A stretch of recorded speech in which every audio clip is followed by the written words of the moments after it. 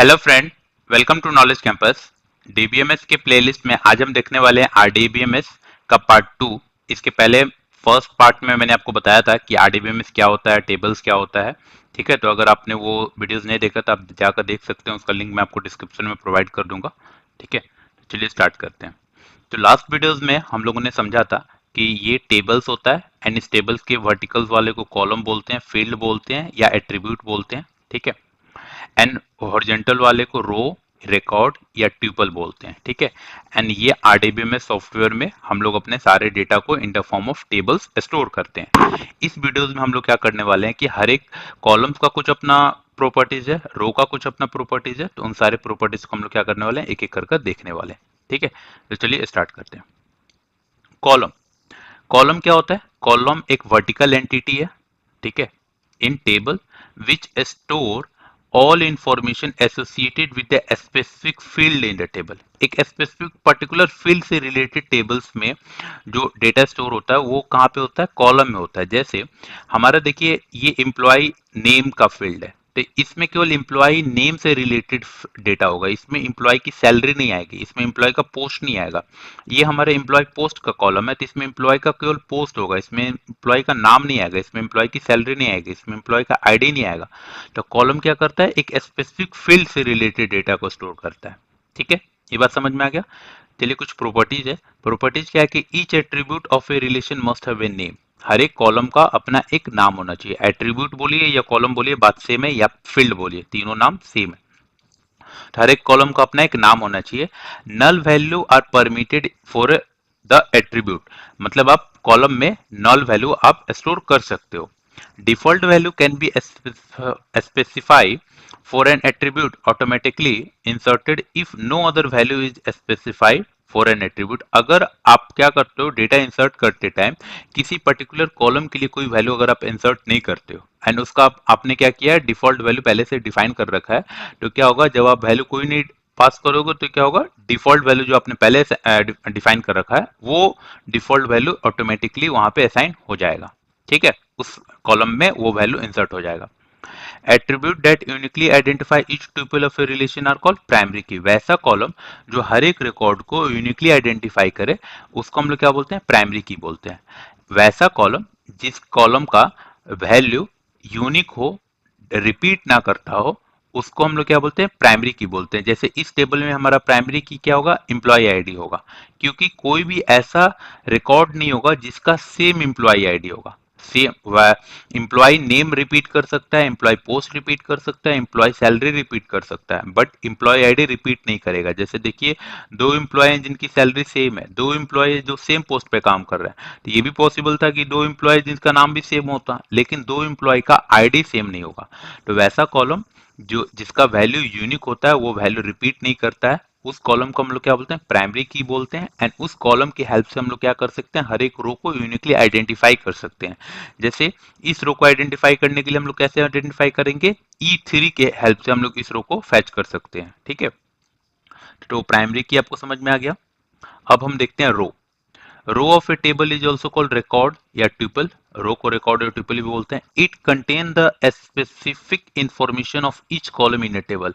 रो क्या करता है कि हर एक कॉलम का स्पेसिफिक इंफॉर्मेशन कंटेन करता है। जैसे ये हमारा अगर फर्स्ट रिकॉर्ड रो है, तो ये क्या करेगा? एम्प्लॉय आईडी के करस्पॉन्डिंग डेटा को स्टोर करेगा, एम्प्लॉय नेम के करस्पॉन्डिंग डेटा को स्टोर करेगा, हर एक कॉलम के करस्पॉन्डिंग ये डेटा को स्टोर करता है। तो इसको हम लोग क्या बोलते हैं? रो बोलते हैं। रो का कुछ प्रॉपर्टी है।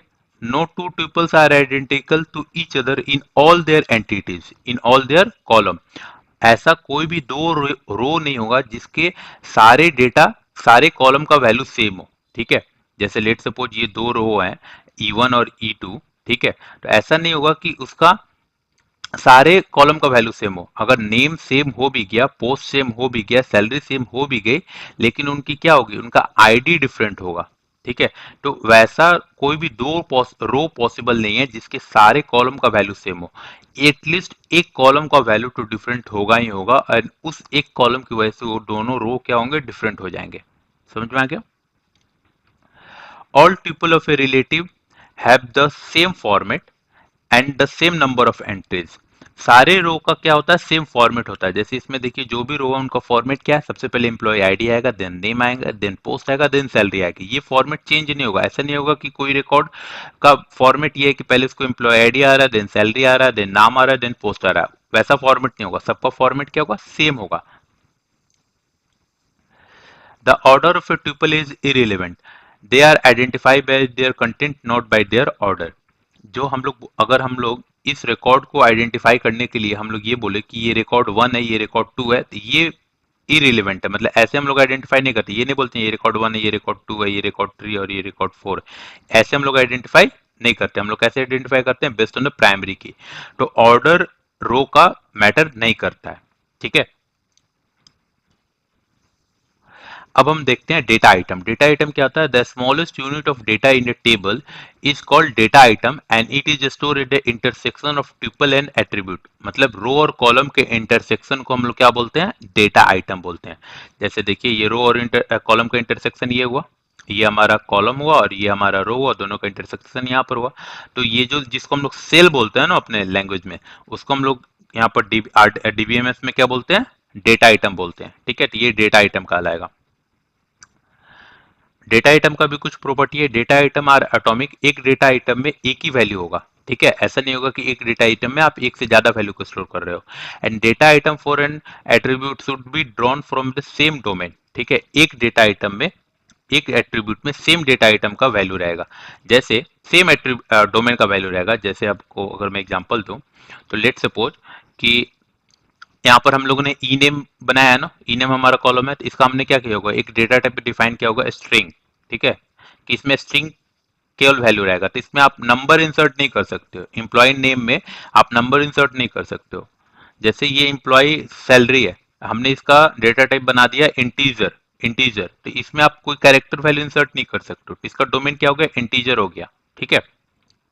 और लेट सपोज एक और यहाँ पर फील्ड होता जो होता मोबाइल नंबर का, और एक एम्प्लॉय का दो मोबाइल नंबर होता। तो ऐसा नहीं करते कि दोनों मोबाइल नंबर एक ही सेल में इंसर्ट कर दे रहे हैं, नहीं। उसके दो मोबाइल नंबर है तो दो रो बनेंगे। ठीक है, समझ में आ गया। एक सेल में एक ही वैल्यू रहेगा, एटॉमिक होता है। डिग्री, डिग्री क्या होता है, total number of attribute of a table. एक टेबल में जितने नंबर ऑफ कॉलम्स होते हैं ना, वो कहलाता है उस कॉलम का, उस टेबल का डिग्री। जैसे इस टेबल में कितने कॉलम है, 4, तो इस टेबल का कितना डिग्री हुआ, 4। ठीक है। अब हम देखते हैं domain. Domain refer to the possible value each attribute can contain. एक कॉलम में जो भी हम लोग वैल्यू असाइन कर सकते हैं, जो भी पॉसिबल वैल्यू होगा, वो पॉसिबल वैल्यू क्या कहलाता है, उस कॉलम का डोमेन कहलाता है। और डोमेन हम लोग किसी भी कॉलम का कैसे स्पेसिफाई करते हैं, by using the data type.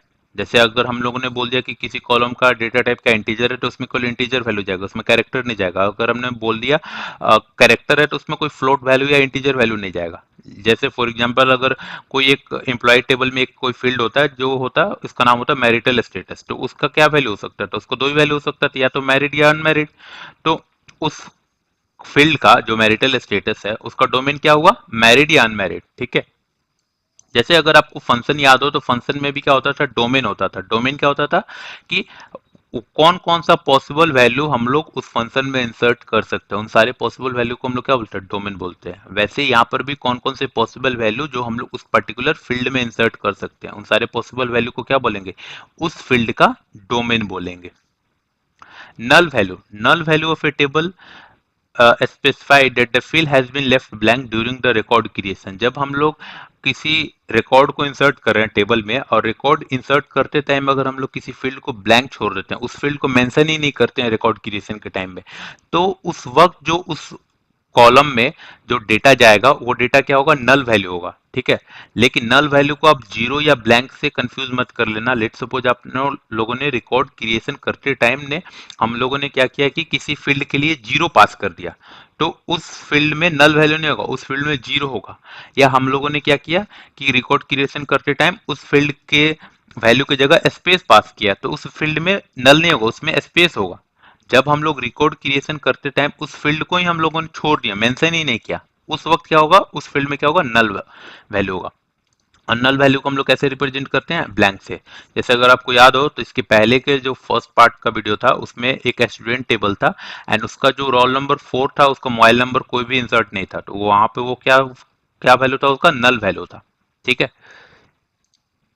तो इस वीडियो में इतना ही। आई होप आपको समझ में आ गया होगा कि सारे टर्मिनोलॉजी कौन कौन से होते हैं, इसका क्या मीनिंग है। अगर आपको ये वीडियो अच्छा लगा तो इस वीडियो को लाइक करें एंड चैनल को भी सब्सक्राइब करें, क्योंकि नेक्स्ट आने वाले वीडियोज में मैं आपको रिलेशनल अलजेब्रा एंड कौन कौन से ऑपरेशन है रिलेशनल अलजेब्रा में वो सारे कवर करने वाला हूँ। साथ ही साथ मैं डीबीएमएस का कंप्लीट सिलेबस इसी चैनल पर अपलोड कर रहा हूँ, तो आप अपना कंप्लीट सिलेबस इसी चैनल पर कवर कर पाइएगा। Thank you for watching.